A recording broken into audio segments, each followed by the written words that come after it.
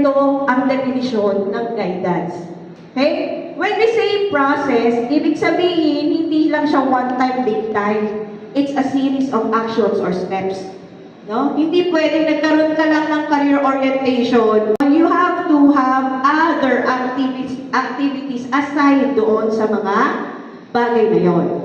No? Ang career guidance program ay hindi lang siya one time, big time.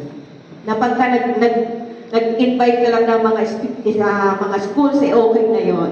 So again, guidance is a process. May mga steps na sinusunod tayo.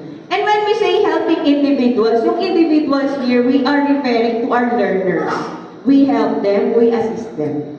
And to understand themselves and their world, of course, yung self-actualization.